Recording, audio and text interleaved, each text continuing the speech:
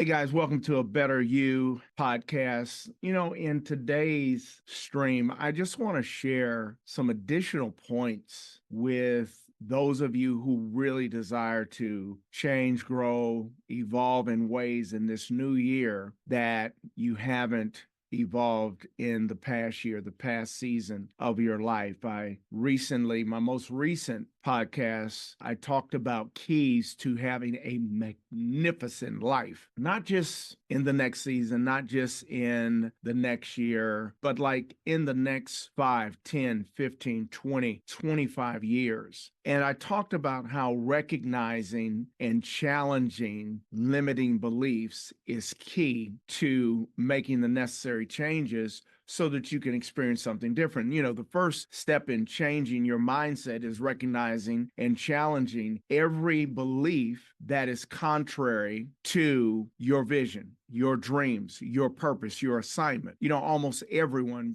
truth be told, has limited beliefs. And oftentimes it's from past experiences, childhood trauma, societal narratives, workplace, family, environment, circles that we're in that may be unhealthy. And we unconsciously allow our spirit to be fed with these toxic information, beliefs, views. But with that, I shared in that particular podcast how you have to take responsibility for your life. It's your life. My life is my life. And it's essential to take personal responsibility for your life, for your relationships, your family, your business affairs, your financial situation, which means acknowledging that your decisions so far have contributed to your current circumstances and understanding that you can change them if you just do the work, which starts with you addressing limited beliefs, a thought life that is unhealthy, unproductive, that's not going to assist you in getting the results that you want. So when I talk about owning your life, you have to understand that you are your greatest asset. So investing in yourself by learning, being in the right places, growing and creating the next best days of your life will actually keep your attitude vibrant, your outlook positive, your brain agile, as well as your finances healthy, because everybody, listen to me, vision requires finances. Vision requires money, and everybody needs and could use,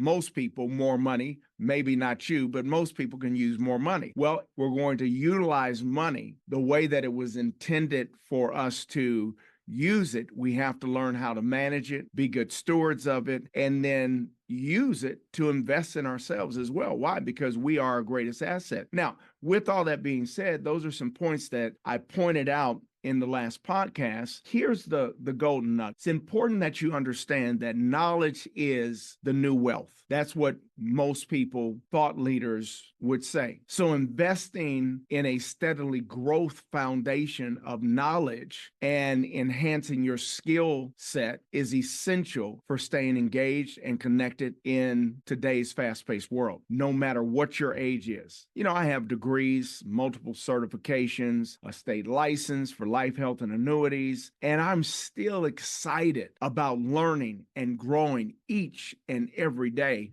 and not ashamed to say, hey, Anthony, you need help, and willing to get the help that I need in order for me to continue to evolve as well as advance in my life, in my business, in my relationship, in my marriage, in my ministry. Why? Because my life is tied to my purpose. And if I'm not growing, then I'm assisting in my growth being stunted. So again, you are your own greatest asset. The more you do to enrich yourself through learning and growing your skills, knowledge, experience, and understanding, the greater the asset you are. The greater the asset you are to yourself, to your life, and then to others. I think oftentimes we're trying to be something to other people that we're not to ourselves, because we don't really own our lives. We don't understand that we are our greatest asset. And so make sure in this next season of your life, the next chapter that you're about to write, to be supportive and surround yourself with supportive people. It's important that we give to others what we want from them. It's important that we be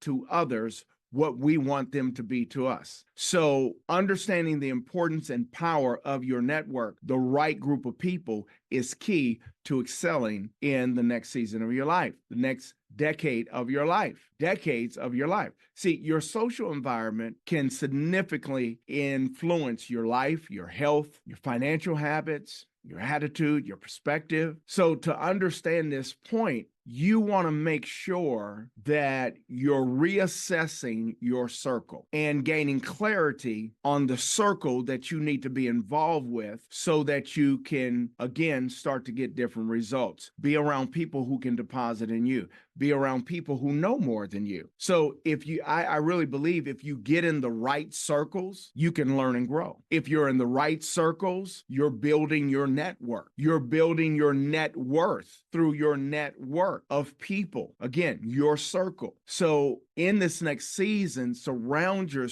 purpose to surround yourself with individuals who inspire you, demonstrate healthy life and business practices, behaviors, attitudes, those who support your dreams as well as your goals, but also make sure that you're inspiring others. Make sure that you're demonstrating healthy practices, whether it be in relations to life or your entrepreneurial endeavor. Make sure that your behaviors and how you communicate is healthy. Again, you get back what you put out. Every seed that you sow enters your future for a greater return at some point in time, good, bad, or indifferent. What am I saying to you in essence? Be the gift. Be the gift that you want to receive from others. And how do we do that? You purpose to build personal and business value every single day. Purpose to be of value. When you purpose to be of value, you can build personal as well as business value. Think about this. Business is all about touch, specifically high touch, specifically not just touch, but building trust. And sometimes